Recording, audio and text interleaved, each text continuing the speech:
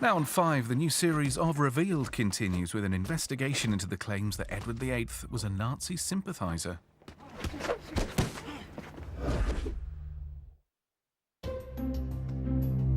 It's been seen as one of the greatest love stories of the 20th century. The king who gave up his crown for the woman he loved. That I have found it impossible to carry the heavy burden of responsibility without the help and support of the woman I love. To the world, the story went that it was impossible for Edward VIII, as head of the Church of England, to marry Wallis Simpson, an American who had been twice divorced. Declassified FBI files show that the abdication crisis was more about naked political intrigue than affairs of the heart. I've seen the FBI files for the Windsors, and some of those reports are really damning. That whilst Edward was courting Wallis Simpson, she was having affairs with other men, including a prominent Nazi official.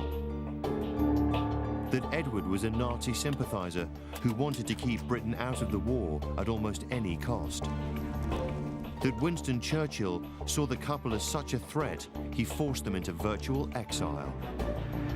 That during the war, Hitler saw Edward as having a future role in a Nazi-controlled Britain. Hitler would have made him a sort of puppet king.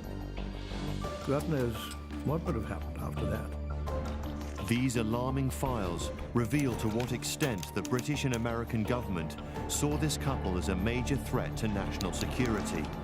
And they reveal the extraordinary lengths they went to keep them out of harm's way.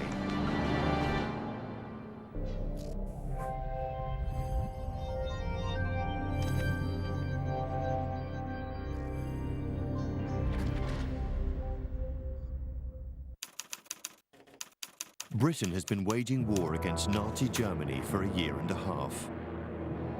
Winston Churchill is desperate for the United States to join the Allies. President Roosevelt is sympathetic, but he knows the American people need a lot of persuading. They both fear that their plans for an alliance could be jeopardized by the Duke and Duchess of Windsor. They're outspoken, pro-German, and about to set foot in Miami. Roosevelt instructs the FBI to spy on the most famous couple in the world. Roosevelt knows that they're dangerous, and he has the FBI follow them about and intercept their mail, and there's a very large security operation. To the public, they couldn't be more glamorous. To the authorities, they couldn't be more dangerous. He'd always admired Hitler. He was, frankly, very pro-Nazi. In America, there is a powerful lobby against joining the war.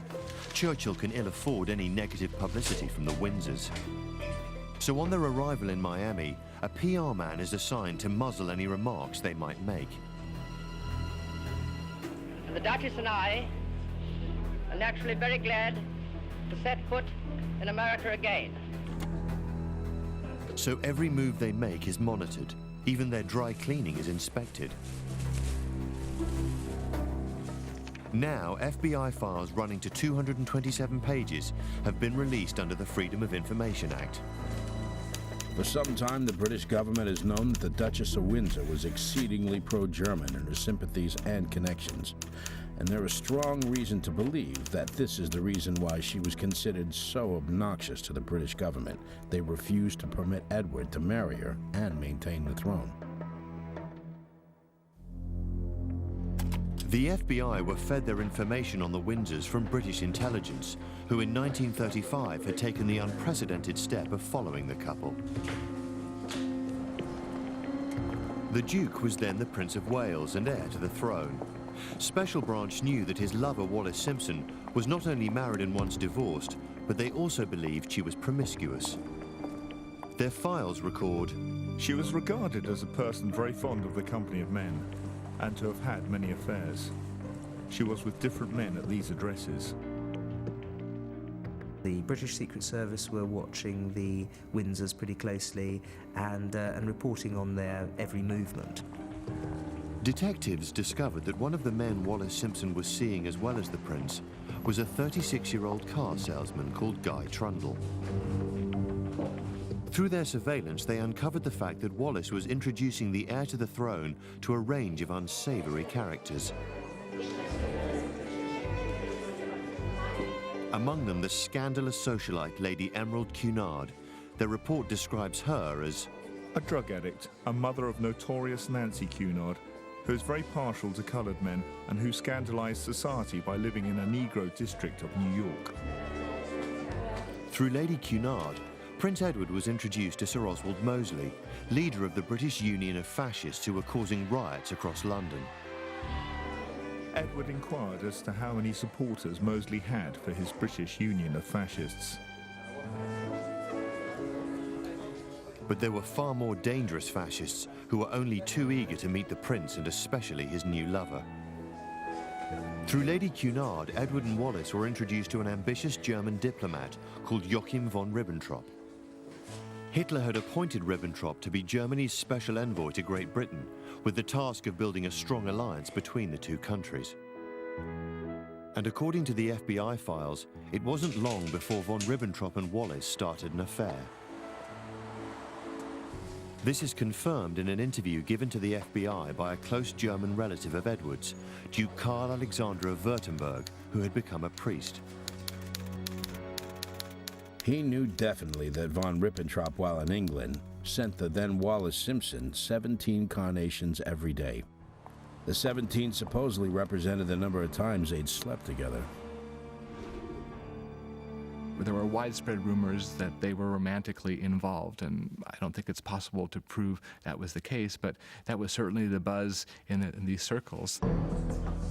What is clear from the FBI files is that Wallis would stay in contact with Ribbentrop for many years to come, and this would prove invaluable to Hitler, who would now set about forging a link with Prince Edward, the heir to the British throne.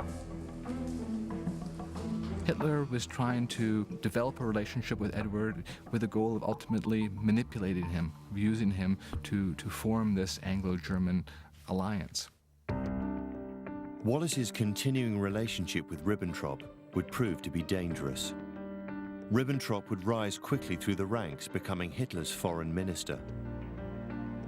Prince Edward's affair with Wallis Simpson would lead him to sacrifice his crown and be ostracized from the royal family. These newly released FBI files show how close he would come to betraying his country.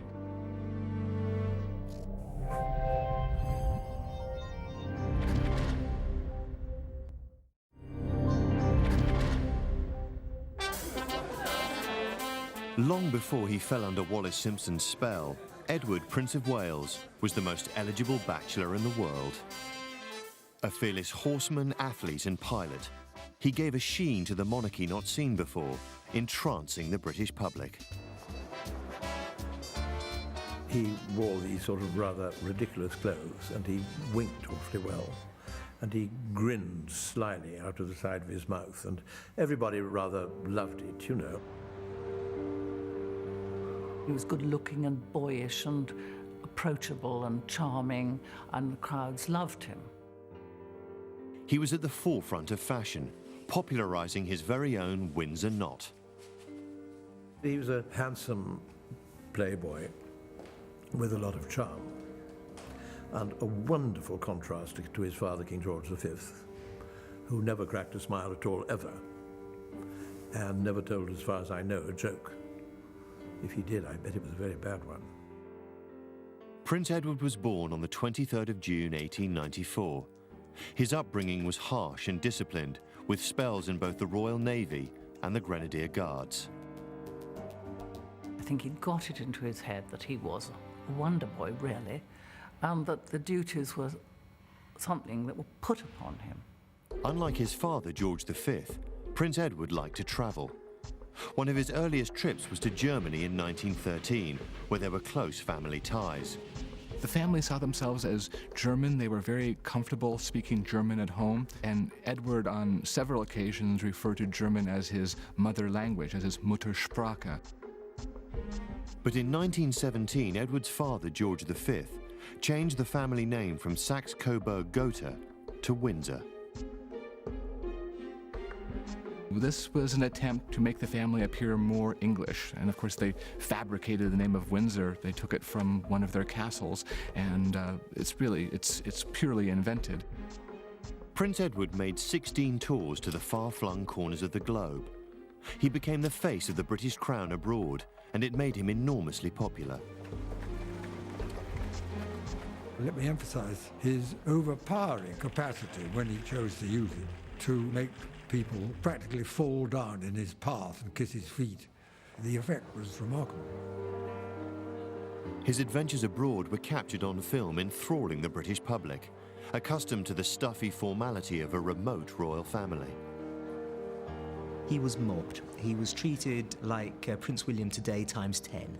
He was constantly having women fling themselves at him, and he was being cheered to the echo. And so as a result, of course, this is going to inflate his ego. These images of Edward only told part of the story. He could charm birds off trees, but it doesn't stop him behaving badly. There are records of his many trips to India where he behaved disgracefully and sort of walked out of public ceremonies and refused to meet the people he was required to meet. He is said to have barely risen much before 11 o'clock, playing squash or golf by day and smoking and drinking by night in the Embassy Club. He was inclined to tipple a bit, and when he tippled, he was inclined to show off a bit. Sir Alan Lascelles, his assistant private secretary, later wrote, I camped and tramped with him across Central Africa, but by 1927 my idol had feet of clay. When we got news from Prime Minister Stanley Baldwin of his father's grave illness, the Prince said, I don't believe a word of it. It doesn't mean a thing. He went without a word and spent the remainder of the evening in the successful seduction of a Mrs. Barnes, wife of the local commissioner. He told me so the next morning. Stories of Edward's behaviour abroad reached the ears of the Prime Minister Stanley Baldwin, who began to question the Prince's suitability to be king. Alan Lascelles' diary recalls a candid meeting he had with Baldwin. You know, sometimes when I sit waiting to hear about some point-to-point in which the Duke is riding, I can't help thinking that the best thing that could happen to him, and the country, would be for him to break his neck. God forgive me, replied Baldwin. So do I. The adoring British public knew nothing of Edward's many affairs, especially with married women. I think he preferred the married ones. It was kind of safer and they knew what they were about and they wouldn't make trouble for him. His first known affair was in 1915 with Marion Coke, 12 years his senior. In 1918, Frida Dudley Ward. One of his mistresses, called Mrs. Dudley Ward, sought to improve his mind a little bit by lending him the novel Jane Eyre. And some time went by, and then he brought it back to her, handed it back to her, and said, I can't get on with this at all. Can't get on. Who are these Bront people, anyway? Which showed the depth of his ignorance and lack of culture. Edward dated Mildred Harris, formerly the wife of Charlie Chaplin, and in 1930, Lady Thelma Furness, who would introduce him to her friend, Wallis Simpson. Poor Thelma Furness was really betrayed by Wallis. When Thelma Furness went abroad, she asked Wallis to look after the little man. And when she came back, she found how well Wallis had looked after the little man.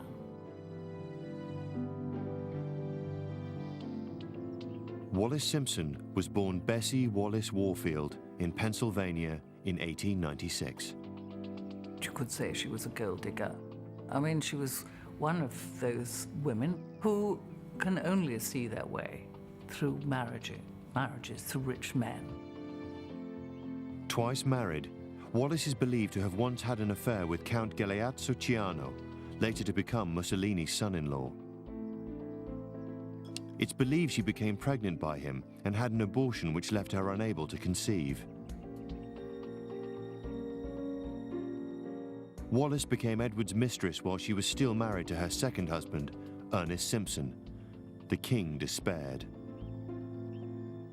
He had a list drawn up of the 17 most eligible European princesses for his son. But Edward was not to be swayed from his devotion to Wallis. He showered Wallis with lavish gifts. She did give the impression of being terrifically tough. Funny, quick, amusing, wonderful sense of humor. She was always said to have said, you know, at the height of the abdication crisis, "Darling, you must understand, you can't abdicate and eat it." A very good line. One account describes how Wallis would make Edward beg like a dog for cigarettes. It appeared to everyone that he enjoyed being dominated by her.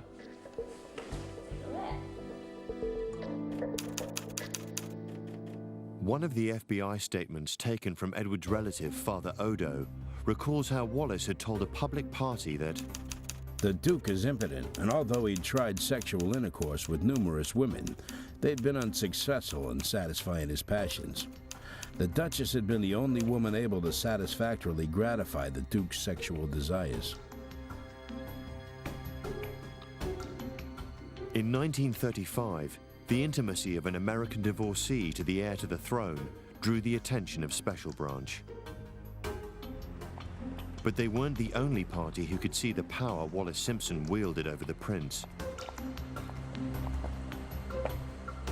Hitler too could see an opportunity to get close to Edward by using his envoy von Ribbentrop to cultivate his relationship with Wallis. When he saw the heir to the throne as someone who could potentially be manipulated, Hitler really devoted a great deal of interest and energy in this regard. Hitler had long seen the impressionable heir to the throne as a useful ally, and now this relationship would become highly valuable to Germany. On January the 20th, 1936, King George V died. The Prince of Wales now became King Edward VIII. On the day of his ascension, the German ambassador, Leopold von Hirsch, wrote to Berlin. He feels warm sympathy for Germany.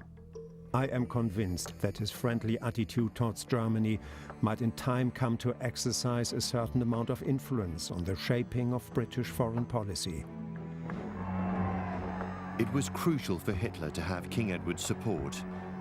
For years, Hitler had gained huge popularity in Germany by promising to tear up the hated Treaty of Versailles, which ceded the control of the Rhineland to the French. He was now ready to take the biggest gamble of his career and reclaim it for Germany. Edward was adamant that Britain would avoid any conflict. Ignoring the government, he began talking directly to the German ambassador. He would hold political conversation with the German ambassador, which he never should have done. Edward had stepped far beyond his role as king, which caused the Prime Minister Stanley Baldwin to become increasingly alarmed. Baldwin recognized Edward as being very dangerous and very disruptive. And remember, at this time, in March 1936, Edward is a tremendously popular king. Edward even threatened Baldwin with his abdication should he decide to oppose Germany. He recounted this in one of his many calls to German Ambassador von Hirsch. He said, "I sent for the Prime Minister and gave him a piece of my mind. I told the old so-and-so that I would abdicate if he made war." Hirsch immediately informed Berlin. The reassurances from King Edward VIII that Britain wasn't going to fight was crucial. Hitler had a kind of, you would say in American, with American poker, an ace in the hole, if you will, knowing what he did from Edward at this time. On the 7th of March 1936, with the knowledge that the King of England would not oppose him, Hitler's troops goose-stepped across the border, reclaiming the Rhineland for Germany. England hadn't resisted, and without her, France and the rest of Europe stood back and watched. It was a huge coup for Hitler. He sent troops in, and the rest of the world did nothing, even though it was a ripping up of the Versailles Treaty. And so really, we were then on the road, the Via Dolorosa, through to the disasters that took place in 1937 and, of course, 1938 and 39. But as these threatening events unfolded, King Edward risked taking his lover, a divorcee, away on a potentially scandalous cruise around the Mediterranean. John Julius's parents went along too, taking their home movie camera with them and leaving us with this unique footage. And my father sat next to Mrs Simpson and knew all about what was going on, and he wrote in his diary, "I think she's probably a nice woman and she's an intelligent woman, but she's hard as nails and doesn't love him." Jim Wallis, now Lord Dudley, was also on the cruise. My father was a great friend of the king, as he then was, so I saw quite a lot of them on that trip. She wasn't, I thought, particularly pretty. Certainly to me, she didn't appear to be physically attractive. I thought she was a rather tiresome woman, and I couldn't quite see what the attraction was. The British public were kept in ignorance of the trip because reporting on the personal lives of royalty was forbidden in England. Magazines were censored. Photographs of Edward and Wallis were cut out of magazines before they were allowed into England. I mean, it was quite heavy. While Europe and America were absorbed by the story of the king and the American divorcee, this news wouldn't break in England for another 2 months. Photographs started to filter through of him with Mrs Simpson, and there he was, with no top on, and her swimming, and all this. When the media bombshell of the king's romance broke in England, it immediately raised the question of marriage. In those days, divorce was if you'd been divorced once, you weren't allowed into the royal enclosure at Ascot. She'd been divorced twice. As King of England, Edward was head of the church. For him to marry a woman who had already been twice married and with a living spouse meant he would have to abdicate. The majority of the British public hated the idea of his abdicating, but they thought he shouldn't put this divorced, middle-aged American woman before his duty to his country. I think that's what they thought. I think he was boxed into a bit of a corner by Baldwin and the government of the day, and I think he thought he was going to find a solution, and then got himself into a corner in which he couldn't get out except by abdicating. The abdication has always centered around King Edward's marriage, but these declassified FBI files show that his unacceptable relationship provided a convenient smokescreen for the government to remove him from the throne. The British government were anxious to get rid of the Duke of Windsor, first and foremost because of his fondness for Nazi ideology. The establishment wanted Edward gone. Edward's pro-German views were important in terms of him being forced to abdicate towards the end of 1936. And if Edward stood down, his younger brother Albert could take over.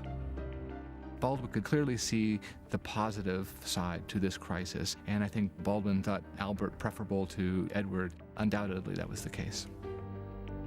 It was the first time in British history that the king had chosen to give up the crown. I was deeply shocked that he should have given up a country and a great empire for this woman who I said didn't figure very highly in my estimation. Wallis fled to France. She left London because after the thing came out, people threw stones at her house and shouted, so she really fled. On December the 10th, 1936, having reigned for under 1 year, Edward VIII signed the instrument of abdication. At long last, I am able to say a few words of my own.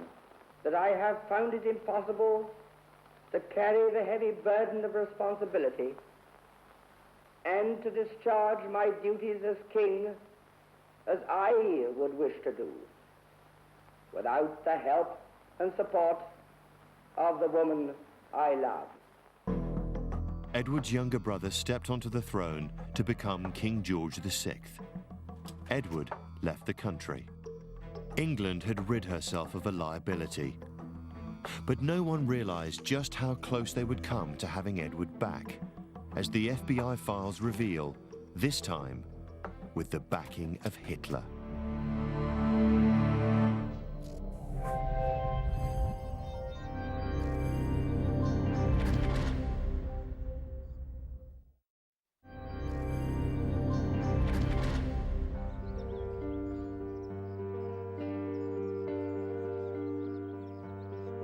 Edward was no longer king, but he was now free to marry the woman he loved.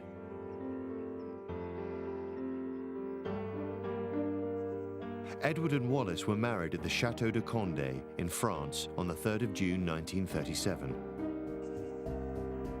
The royal family boycotted the wedding. From now on, Edward's title was to be His Royal Highness the Duke of Windsor. Wallis was to be the Duchess of Windsor. George VI had seen to it that she couldn't use the title of Her Royal Highness. Now with the Windsors away on the continent, the Duke's outspoken views and careless talk would prove to be a major liability.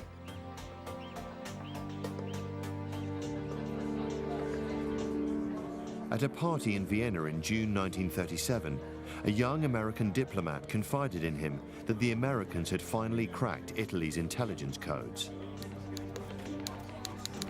But just a few drinks later, and the Duke's loose tongue gave away this prized information to an Italian diplomat.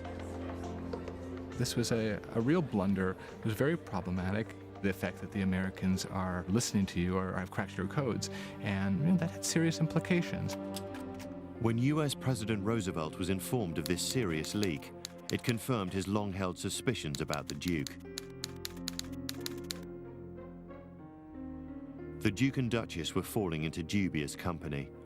The chateau where they were married had been loaned to them by the Duke's close friend Charles Badeau, an industrialist who helped bankroll the Nazi Party. Charles Badeau is still a very mysterious individual who evidently was a Nazi spy who was sending reports back to the Reich.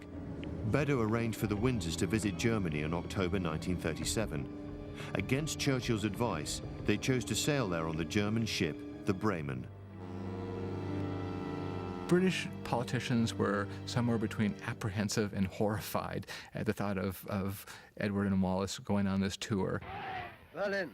A huge crowd greeted the Duke and Duchess of Windsor, and they were specially welcomed by Dr. Lai, the Reich's organization manager. Hitler rolled out every red carpet that he could, gave them a tremendous slap-up time and buttered them up like nobody's business.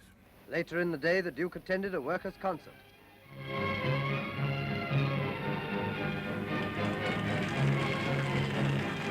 He was fawned on by all the Nazi leaders and thought this was fine. The Windsors dined with senior Nazis. Goebbels wrote, "It's a shame he is no longer king. With him we would have entered into an alliance." Edward was also invited to Goering's home. The two men played with a toy railway set up for Goering's nephew. An aeroplane flew across the room on a wire, scattering wooden bombs on the trains below. Even though Edward was no longer king, the Germans saw him as not just an ally, but someone who could be effectual, who had extraordinary relationships, who was still taken seriously in certain quarters. The highlight of their trip was on the 22nd of October, when they called to see Hitler at his mountain retreat. Hitler's translator recalled that the leader said of Wallis that she would have made a good queen. The Duke of Windsor always thought that some sort of accommodation would be possible, even when everybody else knew that it was out of the question. Even as late as March 1939, when the policy of appeasement had been totally discredited, the Duke recorded for radio a statement pleading for peace with Germany. The BBC refused to broadcast it.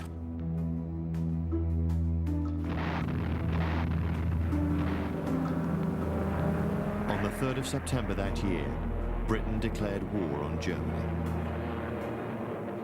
The Duke was stationed in France and given the rank of Major General, with the task of liaising between the British and the French.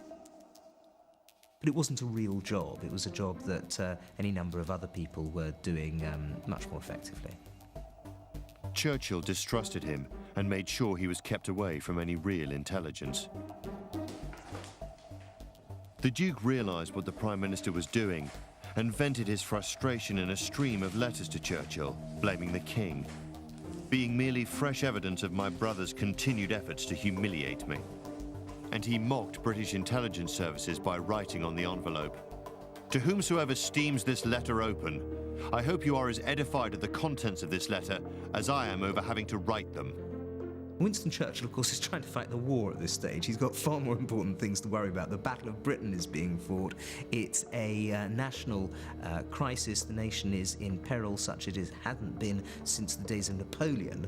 And the last thing he wanted to do was to have to answer these trivial questions from the Duke of Windsor. Edward was not discreet about his displeasure.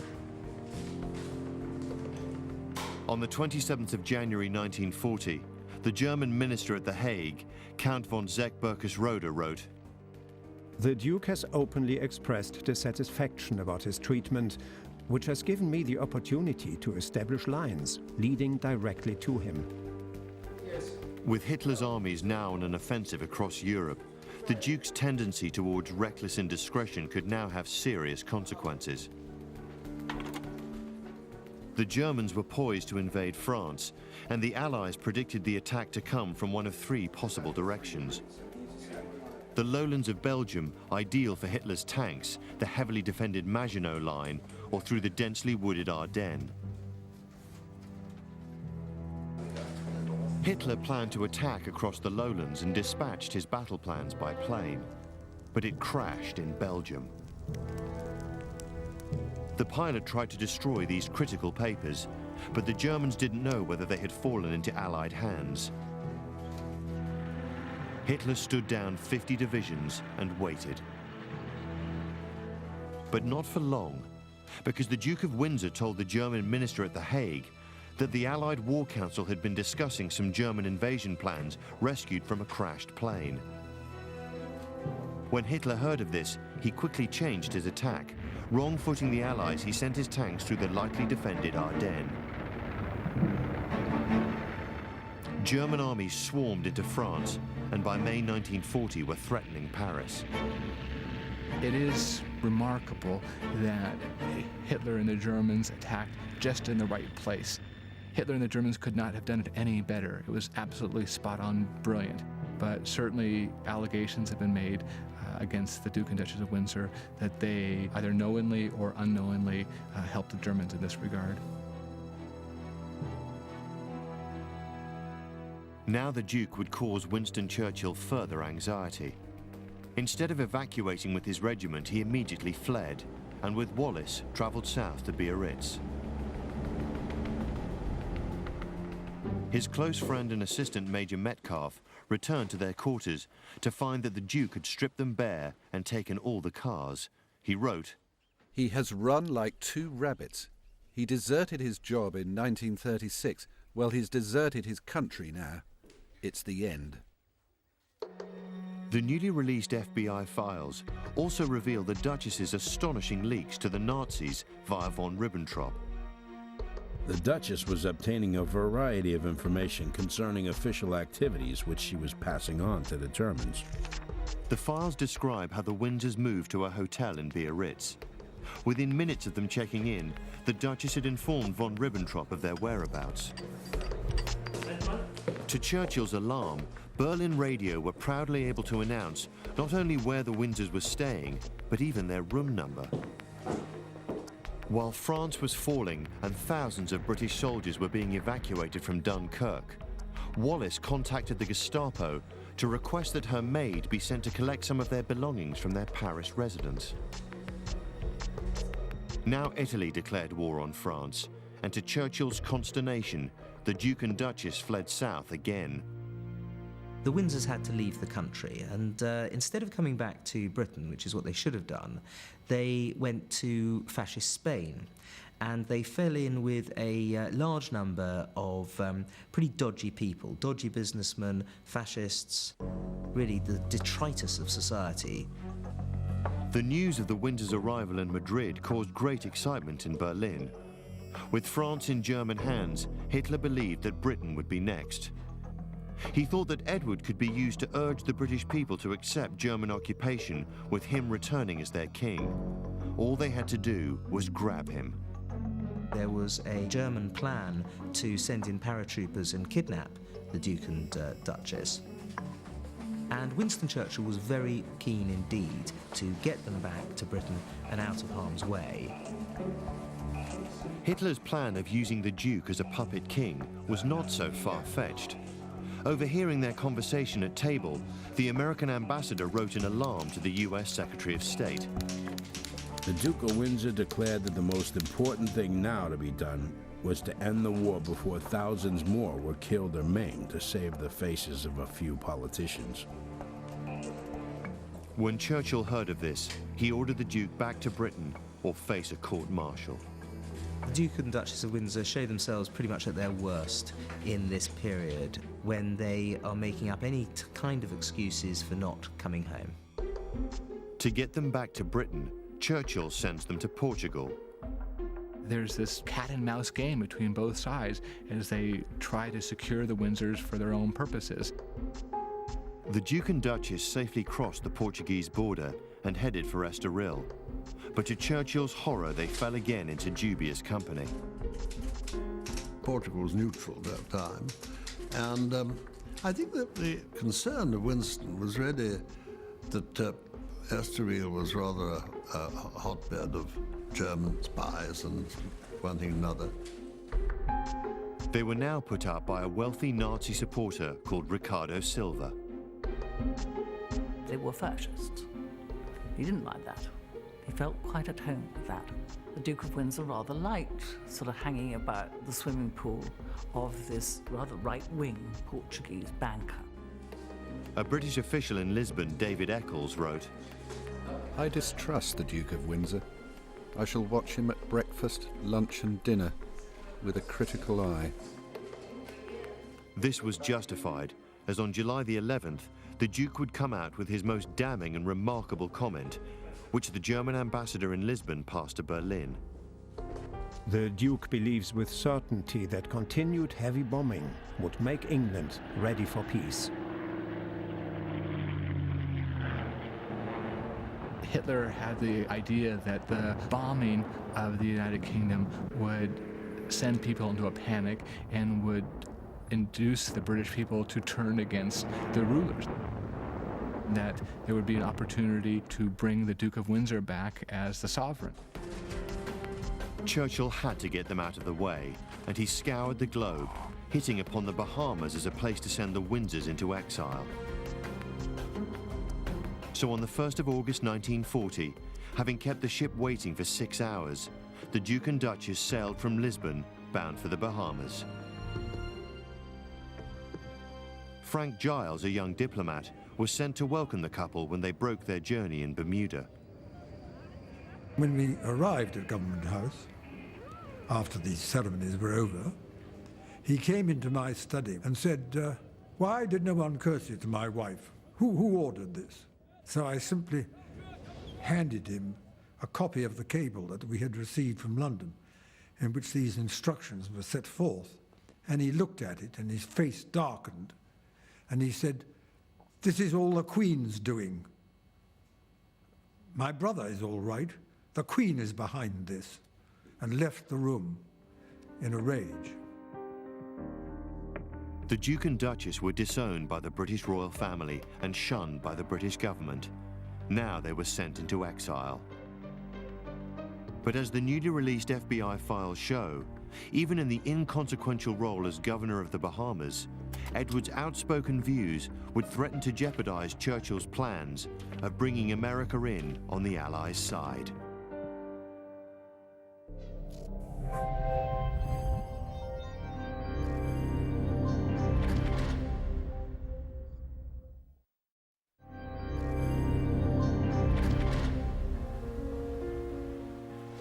Just 1 year into the Second World War, and Britain's former king was seen as such a danger, he'd been sent into exile 4,000 miles away from Britain. The man who had once commanded an empire was now governor of the Bahamas. If Churchill had rated the Duke of Windsor highly, he would have got something really significant, like Canada or Australia, one of these really important jobs, or Viceroy of India. Instead, the Duke was in charge of 29 scattered islands, covering an area just half the size of Wales. The Duchess was unimpressed with her new home. I hate this place more each day. We both hate it. The locals are petty-minded. The visitors common and uninteresting. Even in this remote location, Churchill was taking no chances with the Duke. He warned, "May I venture a word of serious counsel? It will be necessary for the governor of the Bahamas to express views about the war and the general situation which are not out of harmony with the British government." Edward ignored him in spectacular fashion. In December 1940, he was offered an exclusive interview with American journalist Fulton Owsler, editor of Liberty magazine. Owsler was a friend of President Roosevelt, who, although sympathetic to Churchill, had not yet brought America into the war. When Owsler asked the Duke about the rumors of a revolution in Germany, he replied, "There will be no revolution in Germany. It would be a tragic thing for the world if Hitler were overthrown. Hitler is the right and logical leader of the German people. He is a great man.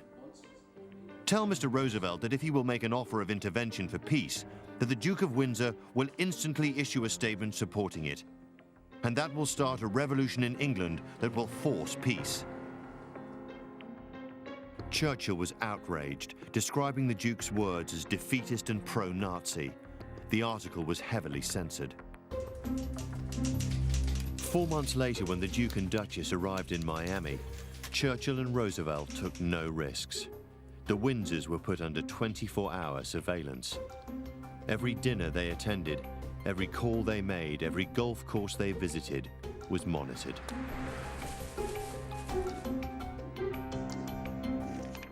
The FBI built up a considerable mass of intelligence on the Windsors, their files painting a damning picture of their behavior and the threat they posed.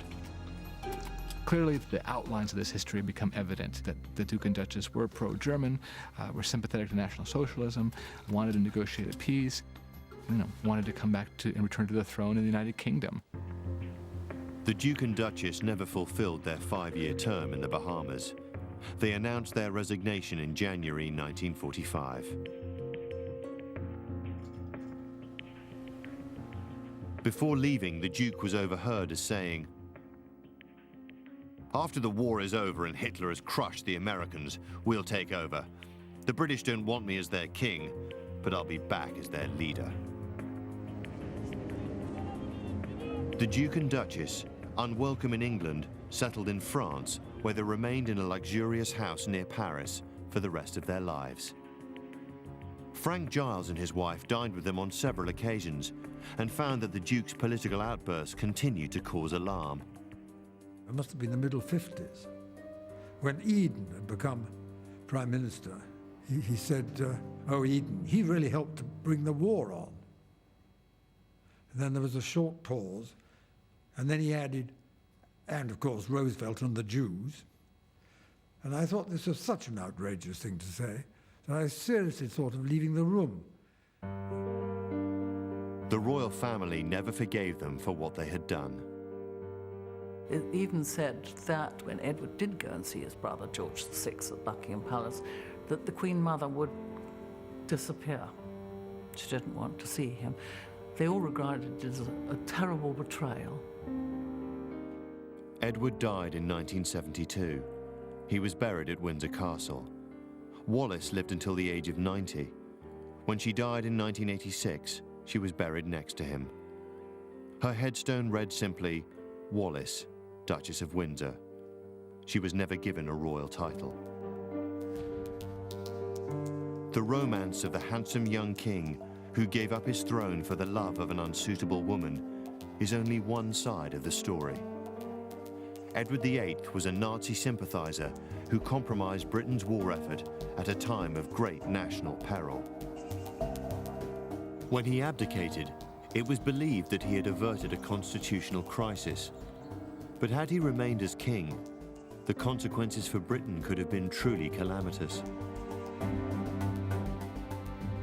I think, actually, that Mrs Simpson saved not only the monarchy, but the country. She's actually my candidate for the 4th plinth in Trafalgar Square. Next week, find the truth about a recently unearthed film showing a head-shrinking ceremony. That's revealed next Thursday at 8. Next tonight, Patrick's bored. He fancies a picnic in the sun, but then a body drops out of the sky in brand new The Mentalist.